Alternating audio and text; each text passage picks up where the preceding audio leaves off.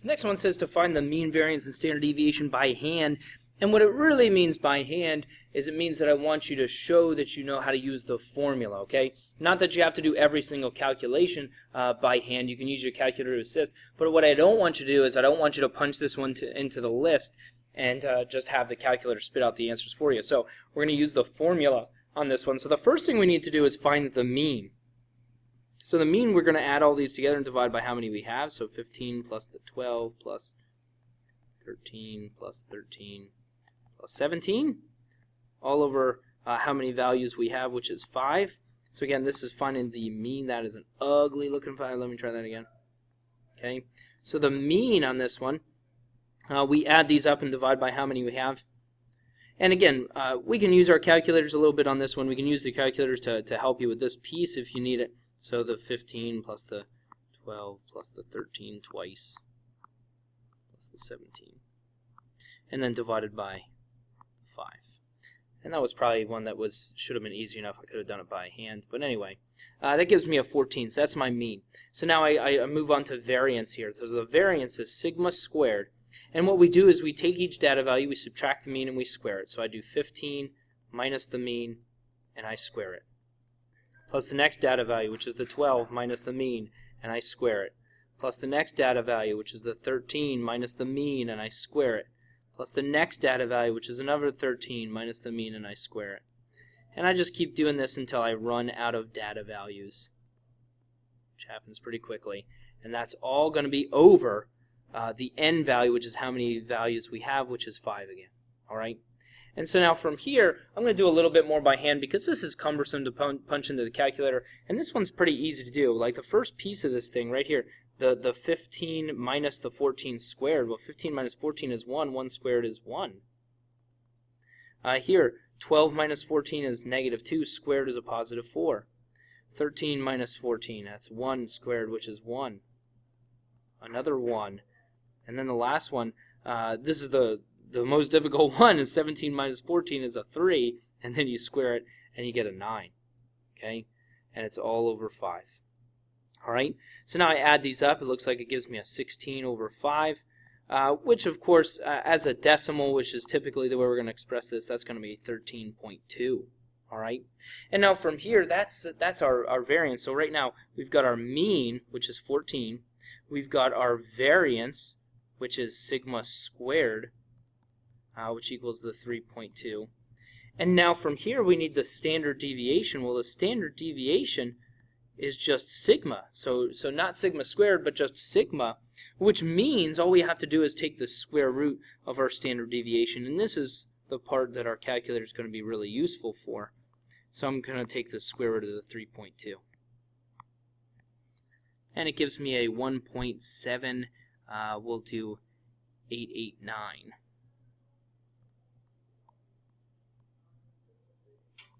Okay, and I'll specify how many decimals I want you to round it to on the test. Okay, so here it is, mean variance and standard deviation, and this is what I mean doing it by hand. This is the kind of work I want to see. All right. As opposed to something like this, here I want you to do it all on the calculator. So when we do this one on the calculator, we got to pull this guy up. We're basically going to punch all this information into the calculator, and then we're going to have it calculate all these pieces for us. Let me scoot this down just a little bit.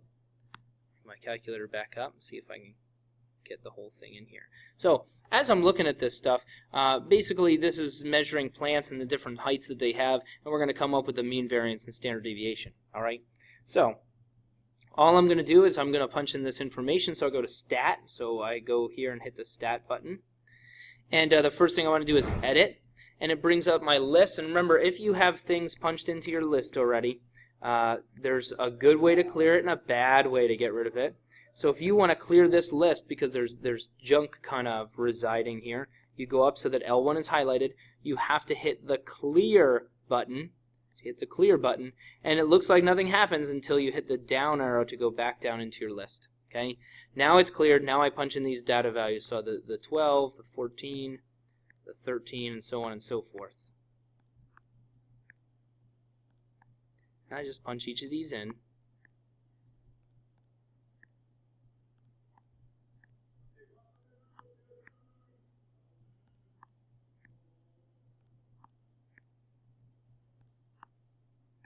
Okay, so I've got all 12 of my data values punched in. Now that those are punched in, I'm going to go back to the Stat menu, so I hit Stat. I go over to Calculate. And since I've only punched in one variable here, I've punched in one set of data as opposed to ordered pairs, I'm going to go to the very first one variable statistics. I hit Enter. Some calculators will just ask you to hit Enter one more time. Others will ask you to determine which list it is. You want to select list 1, you have to scroll down to the word Calculate and then hit Enter. And when you do that, it gives you this. So here it is. The mean is the very first one listed, so it looks like 14.916 repeating.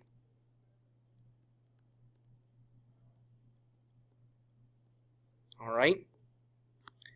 And then I go down right here, that one that says sigma x. It's the second last thing that we see on the screen right now. That is our standard deviation. It's 3.121. And then from here, oh, sorry, that is my, I just bumped that into the wrong section. Let me try that again. And that's the most common mistake. We'll write that down in the wrong spot.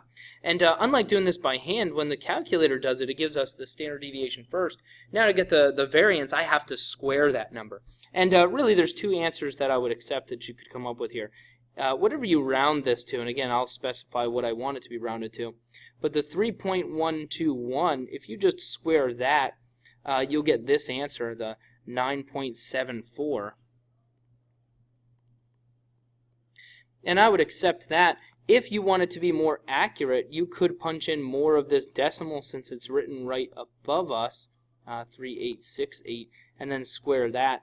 And it makes a slight difference. You get 9.743, but either one of these is pretty much going to be acceptable. If I want this accurate to 3 decimal places like I did the last one, I could slap that 3 on there. But really, whatever you round the standard deviation to, I'm fine with that thing being the one that you square in order to get the variance. Okay? And then the last question here is a normal distribution question. It says student grades are on a particular test average 73%. Standard deviation is 3.5%. If the scores are normally distributed, we want to know what percentage of the class scored below an 80%. All right. So if I'm looking at a normal distribution curve here, at the very center of this curve, I'm going to have the mean. So we always start with the mean in the very center of this thing. So the mean is at the very center. So that's my average, which is the 73 in this example. And now from here, I'm just going to bump out using my standard deviation. So I'm just going to go one standard deviation in each direction. And essentially, that just means that I add one standard deviation to the mean, all right, for each of these. So if I, or subtract one. So if I add one standard deviation, it brings me to a 76.5. If I subtract one standard deviation, it brings me to a 69.5. All right, and now I'm going to do the same thing. I'm going to go 2 standard deviations in each direction. So I'm going to bump out a little bit further. And again, I'm just going to add another, a little bit of a stray mark there. I'm just going to add another standard deviation. When I do that to this one, I get an 80. When I subtract another standard deviation over here, I get a 66. And I'll do one more just so we can see it. Okay. What we're bumping out in terms of our standard deviations, it's measuring how far away from the mean essentially that we're getting. If I add one more over here, I get an 83.5. If I subtract one more over here, I get a 62.5. All right. And now from here, I just need to determine what I have in terms of percentages below the 80% mark. And I really extended these lines a lot more than I needed to, but not that that matters that much.